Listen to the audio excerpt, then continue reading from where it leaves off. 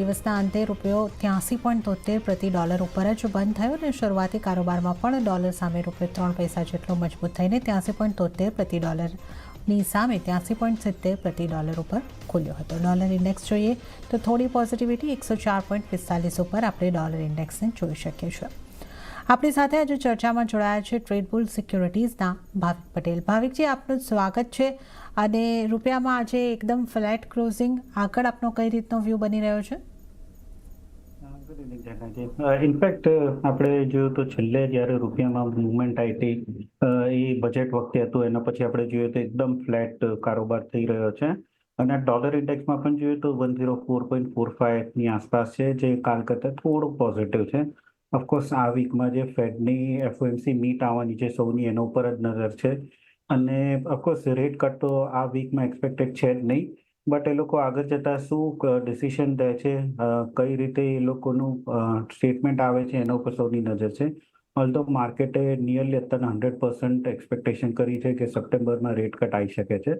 But overall આપણે રૂપિયાની વાત કરીએ તો રૂપિયામાં એકદમ ફ્લેટ કારોબાર છે. મને નથી લાગતું કે કોઈ મેજર અત્યારના સ્ટ્રેન્થ દેખાય, ડિસ્પાઇટ કે આપણું ઇક્વિટી માર્કેટ જોઈએ તો નિયરલી ઓલ ટાઈમ હાઈની આસપાસ છે. આઈ થિંક બાય એન્ડ ડિપ્સની રણનીતિ રાખવી જોઈએ, જે અરાઉન્ડ 83.77 જે 20th ઓગસ્ટ ફ્યુચર કોન્ટ્રાક્ટ છે એ બાય કરી શકાય છે 83.85 ના ટાર્ગેટથી, અને સ્ટોપ લોસ રાખી શકાય 83.73 નું. તો અહીંયા આગળથી બાય ડિપ્સની સ્ટ્રેટેજી જ રાખો. 83.85 83.85 સુધી રૂપિયો આપણને પહોંચતો દેખાઈ શકે છે. સોનાની વાત કરી લઈએ તો નીચલા સ્તરેથી સોનાની કિંમતો સુધરતા કોમેક્સ ઉપર ભાવ 2394ના સ્તરની પાસે પહોંચતા દેખાયા, જ્યારે સ્થાનિક બજારમાં લગભગ 0.5% ખરીદારી દેખાઈ છે. તો સ્થાનિક બજારમાં 68,493ની આસપાસ તો અહીંયા આગળ યુએસ ટ્રેઝરી યીલ્ડમાં ઘટાડો અને સપ્ટેમ્બરમાં ફેડ વ્યાજદર પર નિર્ણય પર અનિશ્ચિતતાને કારણે સોનાની કિંમતોને સપોર્ટ મળતો દેખાઈ રહ્યો છે. ભાવિકજી, સોનાને તમે કઈ રીતે જોઈ રહ્યા છો? આપણે જે એક ઘટાડો સોનાની અંદર આવતા જોયો હતો, ત્યારબાદ હવે આ લેવલ્સ ઉપર સોનું આપણે સ્ટેબલ થતું લાગી રહ્યું છે, સસ્ટેન થઈ શકે છે, કઈ રીતે તમે જોઈ રહ્યા છો? હવે આ વીક આપણે 30-31 જુલાઈએ ફેડની બેઠક મળવાની છે, પણ આપણે જે રીતે જાણીએ છીએ કે આમાં કોઈ રેટ કટ નથી અને ડોવિશ પોલિસી રહેવાની સંભાવના આપણે બધા જોઈ રહ્યા છે, તો કઈ રીતે સોનામાં આ રણનીતિ રાખશો? સોનામાં આપણે જોઈએ તો એક યુઝ્યુઅલ ફિનોમિનન છે કે જ્યારે પણ સોનું એક ઓલ ટાઈમ હાઈની આસપાસ આવે છે કે નવું ઓલ ટાઈમ હાઈ બનાવે છે ઇન્ટરનેશનલ માર્કેટમાં, એના પછી ફોલોઅપ સેલિંગ આવી રહે છે. અને પછી જે ઓવરબોટ માર્કેટ કન્ડિશન છે ફરીથી એવી જગ્યાએ આવી જાય છે કે જ્યાં વેલ્યુ બાઇંગ આવે છે. સૌથી પહેલા એપ્રિલમાં જોઈએ તો 2430નો ઓલ ટાઈમ હાઈ માર્યો હતો, ત્યાંથી 2281 સુધીનું એક કરેક્શન આવ્યું હતું, જે નિયરલી 6.1% હતો. પછી મેમાં આપણે જોયું કે નવું ફરીથી ઓલ ટાઈમ હાઈ માર્યું 2450નું, અને ત્યાંથી જે કરેક્શન આવ્યું 2289નું આવ્યું, જે 6.5%નું હતું. અને જુલાઈમાં આપણે જોયું તો 2482નું ઇન્ટરનેશનલ માર્કેટમાં ઓલ ટાઈમ હાઈ માર્યો, અને એના પછી 5350 જોઈએ તો ત્યાં સુધીનું એક કરેક્શન આવ્યું હતું, જે નિયરલી 5.5% હતું.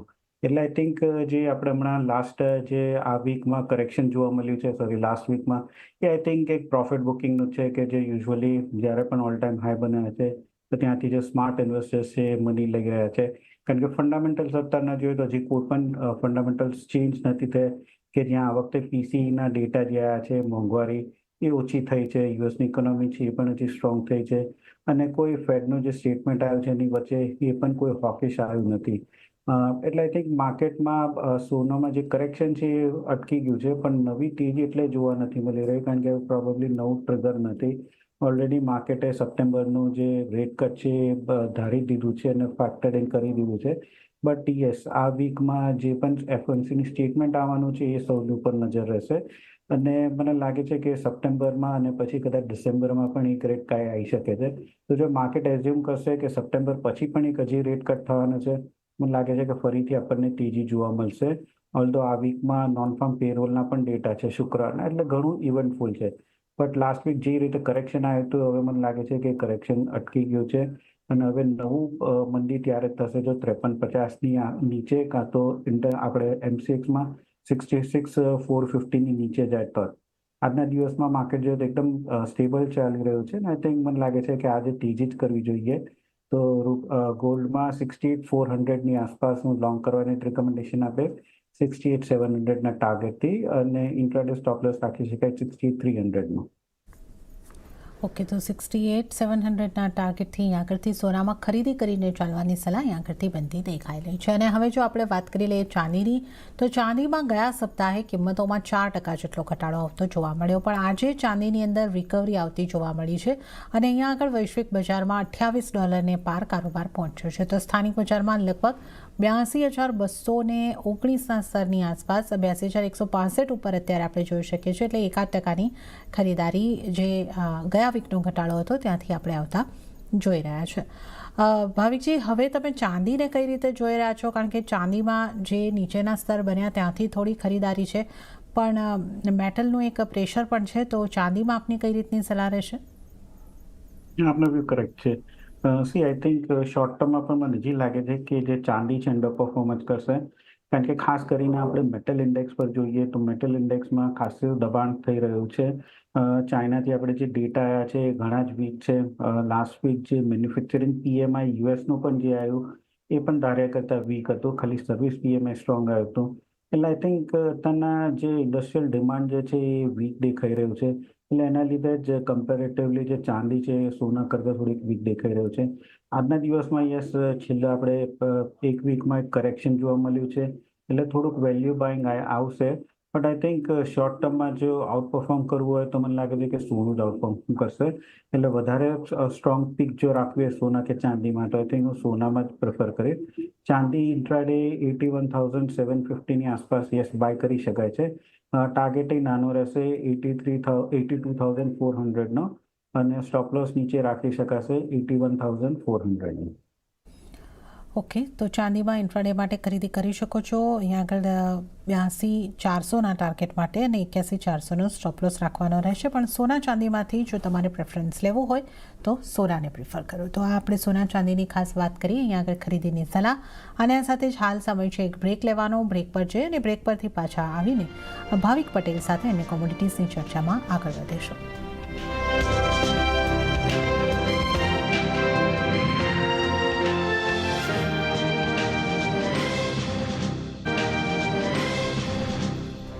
વિરામ બાદ કોમોડિટી બજારમાં આપનું ફરી એક વખત સ્વાગત છે અને હવે ક્રૂડના કારોબાર પર નજર કરી લઈએ. તો ક્રૂડમાં સતત 3 દિવસના ઘટાડા બાદ આજે દિવસ દરમિયાન આપણને એક રિકવરી આવતી દેખાઈ હતી, પરંતુ ફરી એક વખત લાલ નિશાનની અંદર આપણને કારોબાર થતો અત્યારે દેખાય છે. 80.73 ઉપર આપણે બ્રેન્ટને જોઈ રહ્યા છે, એટલે $81 સ્તર પરથી નીચે હવે બ્રેન્ટમાં કારોબાર. નાઇમેક્સમાં પણ 0.5% દબાણ બનતું દેખાઈ રહ્યું છે, અને જો આપણે ક્રૂડ MCXની વાત કરીએ તો 0.5% દબાણ 6,427ના લેવલ ઉપર અહીં આગળ કારોબાર થઈ રહ્યો છે. તો ઇઝરાયલ ઈરાન વચ્ચે તણાવ વધતા ક્રૂડને આજે આપણે દિવસ દરમિયાન એક સપોર્ટ મળતો જોયો હતો, પણ અત્યારે ભાવિકજી આપણે પાછું થોડું દબાણ બનતા જોઈ રહ્યા છે. લગભગ 0.5% દબાણ ક્રૂડમાં આવી રહ્યું છે. તો આને આપણે કઈ રીતે જોવું જોઈએ? અને એક US ઇલેક્શન પણ અહીંયા આગળ એક ઇમ્પેક્ટ આપતું હોય છે, તો ક્રૂડમાં હવે કેવી સ્ટ્રેટેજી રાખવી? આઈ થિંક સેટરડે આપણે જોયું હતું કે ઇઝેબિલા ગોલન હાઇટ્સ પર જે રોકેટ લોન્ચ કર્યું હતું તો એનાથી એક્સપેક્ટેડ હતું કે થોડુંક રિટાલિએટ થશે, અને એના લીધે જ આપણે જોયું કે આજે તેજી જોવા મળી હતી. ફરીથી અત્યારે જોઈએ તો કન્સર્ન્સ ચાઇનીઝ ઓઇલ ડિમાન્ડ પર જ છે જે વીક છે.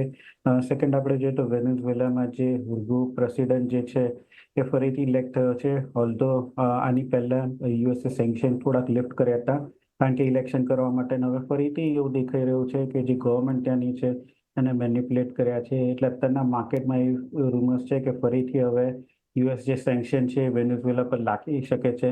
એના લીધે પણ આઈ થિંક થોડુંક નેગેટિવ સેન્ટિમેન્ટ જોવા મળે છે. બટ આઈ થિંક ઓવરઓલ જ્યાં સુધી ઇઝરાયલ કોઈ મોટું રિટાલિએટ નથી કરતો ત્યાં સુધી માર્કેટમાં ઓઇલનું જે પ્રીમિયમ છે એ આઈ થિંક વધી નથી રહ્યું. સેકન્ડ આપણે જોઈશું કે જેમ જેમ નજીક આવશે યુએસનું ઇલેક્શન આઈ થિંક તેમ તેમ થોડુંક ક્રૂડમાં આપણને વોલેટિલિટી વધવા જોવા મળી શકે છે. પરંતુ અત્યારના તો કોઈ ખાસ એવું દેખાઈ નથી રહ્યું કે જેનું ઇમ્પેક્ટ ક્રૂડ પર પડી રહ્યો છે.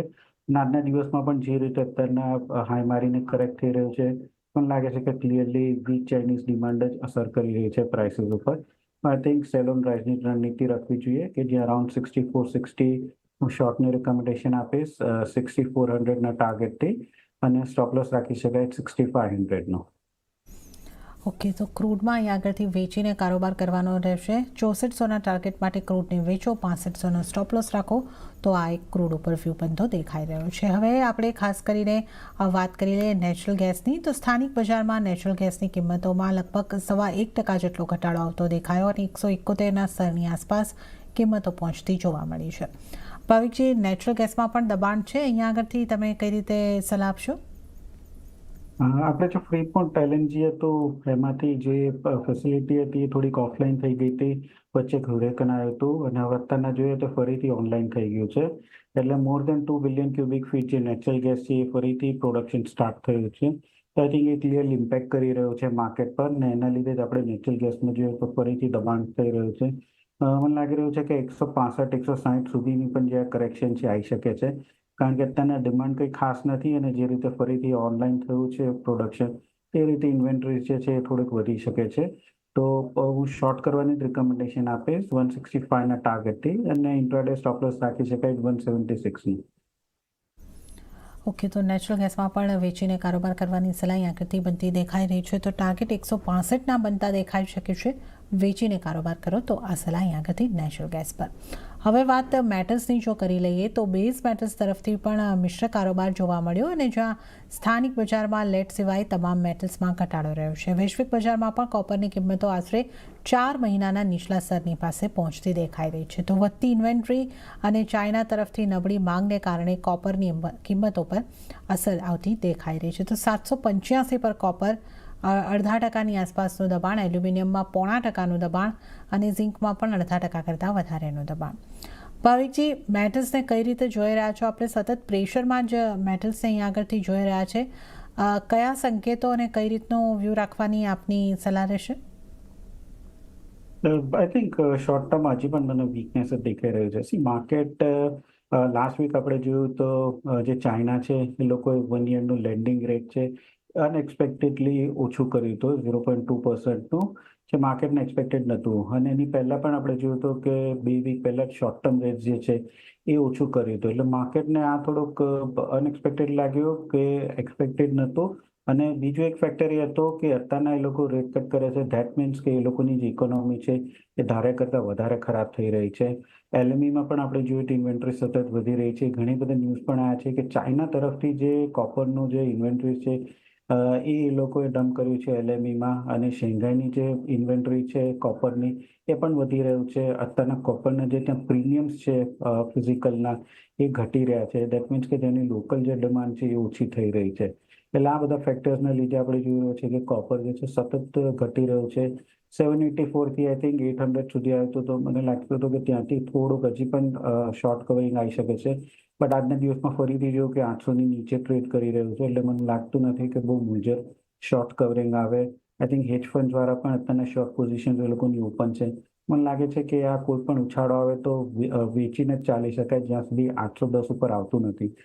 તો કોપરમાં 795ની આસપાસ હું શોર્ટની રિકમેન્ડેશન આપીશ 788ના ટાર્ગેટથી અને સ્ટોપ લોસ રાખી શકાય 798નો. અને ઝિંકમાં વાત કરીએ તો આઈ થિંક ઝિંક 260 270થી 250ની આસપાસ આવીને હવે સ્ટેડી થઈ ચૂક્યું છે. જો 255 ઉપર જાય તો જ મને લાગે છે કે તેજી જોવા મળશે. અધરવાઇઝ આમાં પણ મને લાગે છે કે કરેક્શન દેખાઈ શકે છે. તો આઈ વુડ સે કે 255 ઉપર ક્લોઝ થાય એની વેઇટ કરો. કોઈ 255ની ઉપર ક્લોઝ થાય તો 252ના સ્ટોપ લોસથી બાય કરી શકાય છે, કારણ કે આમાં થોડીક સ્ટ્રેન્થ વધારે દેખાય છે અને ઉપરનો ટાર્ગેટ રાખી શકાય 265નો. 255ને બ્રેકઆઉટ માટે આમાં વેઇટ કરવું જોઈએ. ઓકે, તો ઝિંકમાં એક 255ના ઉપર ક્લોઝ થાય છે તો ખરીદારી કરવાની સલાહ બનતી દેખાઈ રહી છે 265ના ટાર્ગેટ માટે અને 252નું સ્ટોપ લોસ રાખવાનો રહેશે. અને કોપરમાં તો સેલ કરીને ચાલવાની સલાહ બની રહી છે 795ની આસપાસ. 798નો સ્ટોપ લોસ રાખો અને 788ના ટાર્ગેટ અહીં આગળથી બનતા દેખાઈ શકે છે. ભાવિકજી, એક 2040 સુધીના કોપરની ડિમાન્ડના ડેટા આપણી સામે આવ્યા છે અને એમાં સ્થાનિક ડિમાન્ડ 2040 સુધીમાં માત્ર 5%, 0.5% વધવાનો અનુમાન છે અને ઈવી અને ચાર્જર માટેની ડિમાન્ડ 11% વધવાના એક વાત થતી દેખાઈ રહી છે. તો બહુ લાંબુ આકલન છે અને એની અંદર જે આ ડિમાન્ડનો વધારો છે એ આપને ઘણો નાનો નથી લાગી રહ્યો? કઈ રીતે તમે જોઈ રહ્યા છો? જ્યારે 2022-21માં જ્યારે ઈવીનું યુફોરિયા થયો હતો ત્યારે સૌ કોઈને લાગતું હતું કે હવે ઈવી જે કાર જે છે એ વધવાની છે, પણ છેલ્લા 1.5 વર્ષથી જોઈએ તો ઈવીનું જે માર્કેટ શેર છે એ ફરીથી ઘટી રહ્યું છે. ઇનફેક્ટ યુએસમાં આપણે જોઈએ તો યુએસમાં ફરીથી ઈવીનું માર્કેટ જે નિયરલી 12% હતું એ ફરીથી 3% થઈ ગયું છે. ટેસ્લાના જોઈએ તો એ લોકો પ્રાઇસ સતત ઘટાડી રહ્યા છે ડિમાન્ડ વધારવા માટે. ચાઇનામાં એટલે અત્યારે ઈવી આટલું મેજર ફેક્ટર છે કારણ કે ત્યાં હેવી સ્ટેટ સબસિડી જોવા મળી રહ્યું છે. અને ઇન્ડિયામાં પણ આપણે વાત કરીએ તો ઇન્ડિયામાં પણ ઇન્ડિયન ઇનિશિયલ યુફોરિયા પછી હવે જોઈએ તો ઈવીનું જે માર્કેટ શેર છે એ આઈ થિંક સ્ટેગ્નન્ટ થઈ ગયું છે, ઓછું થઈ રહ્યું છે. એટલે જે સ્ટાર્ટિંગમાં 2022-23માં એક્સપેક્ટેશન હતું કે કોપરની આટલી ડિમાન્ડ 2028-30માં થશે, એ બધું હવે પ્લે આઉટ નથી થઈ રહ્યું હતું. સેકન્ડ, ત્યારે પનામાને આપણે જોઈ રહ્યા હતા કે કોપર માઇન્સ જે હતું એ પણ થોડું ક્લોઝરનું હતું, હવે એ પણ ફેક્ટર ઓછું થઈ રહ્યું છે. એટલે આઈ થિંક આગળ જતા હવે 2 વર્ષમાં આપણે જોયું છે કે ઈવીની જે એક્સપેક્ટેડ હતી કે જે ડિમાન્ડ હશે એ હવે થઈ નથી રહ્યું, અને એના લીધે જ આ લોકોએ જે આગળ જતા 2030 સુધીનું જે ડિમાન્ડ છે એકદમ કર્વ કરી દીધું છે. અને ઘણી બધી આઈ થિંક ઈવી કંપનીઝ છે એ લોકો પણ અત્યારના જે ડિમાન્ડ જે છે એમની એ ઓછી કરી રહ્યા છે, R&D જે છે એ ઓછી કરી રહ્યા છે. અને યુએસમાં તો ઘણી બધી સ્ટાર્ટઅપ્સ જે છે જે અત્યારના બેન્કરપ્ટી થઈ છે ઈવીની. ઓકે, તો આ તમામ કારણો છે કે આપણે ડિમાન્ડની અંદર લગભગ એવો મોટો વધારો આટલા લાંબા સમયગાળાની અંદર નથી જોઈ રહ્યા. ત્યારે જ હાલ ફરી એક વખત સમય થઈ રહ્યો છે એક બ્રેક લેવાનો. અહીંયા લઈશું બ્રેક, અને બ્રેક બાદ આપણે એગ્રી કોમોડિટીઝની ચર્ચા સાથે ભાવિક પટેલ સાથે આ શોમાં આગળ વધીશું.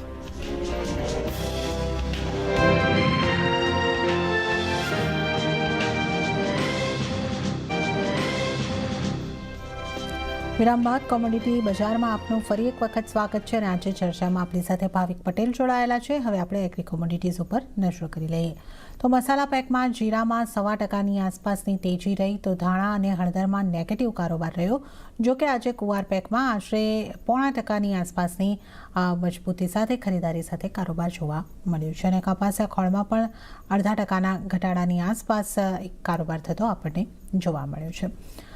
ભાવિકજી, આજે આપણે કુવાર પેકથી શરૂઆત કરીએ. અહીંયા એક 0.5% આસપાસની ખરીદારી રહેતી દેખાય છે, તો કુવાર પેકને તમે કઈ રીતે જોઈ રહ્યા છો, કઈ રીતની આપની સલાહ રહેશે?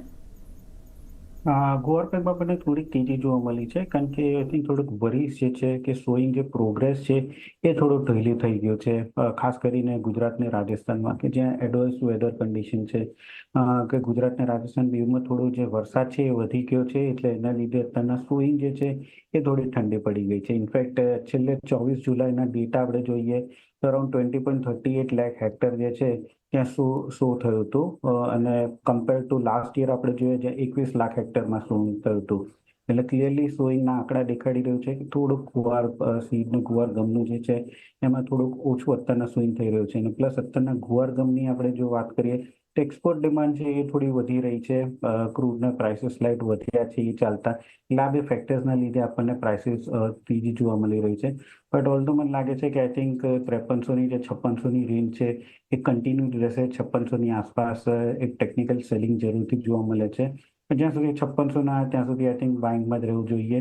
તો ગુવારમાં અરાઉન્ડ 5480 બાય કરી શકાય છે 5600 ટાર્ગેટથી, અને સ્ટોપ લોસ રાખી શકાય 5400નું. અને ગુવાર ગમની પણ વાત કરીએ તે પણ 10,650ની આસપાસ બાય કરી શકાય 11,000ના ટાર્ગેટથી, અને સ્ટોપ લોસ રાખી શકાય 10,600નો. ઓકે, તો ગુવાર સીડમાં ખરીદારી તરફ રહેવાની સલાહ. 5400ના ટાર્ગેટ માટે સીડને ખરીદી શકો છો, અને 11,000ના ટાર્ગેટ માટે ગુવાર કમને ખરીદી કરીને ચાલો. મસાલા પેક પર નજર કરી લઈએ તો જીરાની અંદર ખરીદારી રહી છે લગભગ 0.25%ની આસપાસની, પણ ધાણા અને ટર્મરિકમાં 0.5% કે એથી વધુનું દબાણ સાથે આજે કારોબાર બંધ થતા આપણે જોયા છે. તો ભાવિકજી, મસાલા પેકમાં ક્યાં ફોકસ હોવો જોઈએ અને કઈ રીતે આપ સલાહ આપશો? અને મસાલા પેકમાં જીરામાં મને લાગે છે કે થોડી કન્ટિન્યુ રહી શકે છે તેજી, ઓલ્ધો બહુ મોટી નથી લાગતી. 27,500થી 27,700ની આસપાસ સુધી લખી શકે છે. તો કરંટ માર્કેટ પ્રાઇસથી બાય કરી શકાય છે 27,500ના ટાર્ગેટથી, અને સ્ટોપ લોસ રાખી શકાય 26,400ના, સોરી. અને હળદરની વાત કરીએ તો હળદરમાં આઈ થિંક જે સેલિંગ પ્રેશર છે મને લાગે છે હજી પણ કન્ટિન્યુ રહી શકે છે, કારણ કે આ વખતેનો જે રીતે ભાવ જોયો છે એ રીતે ફાર્મર જે છે એ સારું એવું સોઈંગ કરી રહ્યા છે. એટલે આગળ જતા ફેબ્રુઆરી માર્ચમાં જે પાક આવવાનો છે એ લાસ્ટ યર કરતાં વધારે આવવાનો છે. એટલે આ ફેક્ટરના લીધે આપણને કોઈ મોટી અત્યારે તેજી જોવા નથી મળી રહી. તો આમાં 16,000ની આસપાસ હું શોર્ટને રિકમેન્ડેશન આપીશ 15,000ના ટાર્ગેટથી, અને 16,400નો સ્ટોપ લોસ રાખી શકાય છે. ઓકે, તો જીરામાં ખરીદારી તરફ રહી શકો છો, પરંતુ હળદરમાં વેચીને કારોબાર કરો 15,000ના ટાર્ગેટ માટે. તો આ સલાહ મસાલા પેકમાં. અને ત્યારે જ ભાવિકજી, આપનો ખૂબ ખૂબ આભાર. આપ અમારી સાથે આ શો પર જોડાયા અને આપણે તમામ એગ્રી નોન એગ્રી કોમોડિટીઝ અંગે ચર્ચા કરી. આપનો આભાર. તો આ સાથે જ હાલ કોમોડિટી બજારમાં આટલું જ. મને પણ આપશો રજા. વધુ અપડેટ્સ અને સમાચારો માટે આપ જોતા રહો CNBC બજાર. નમસ્કાર.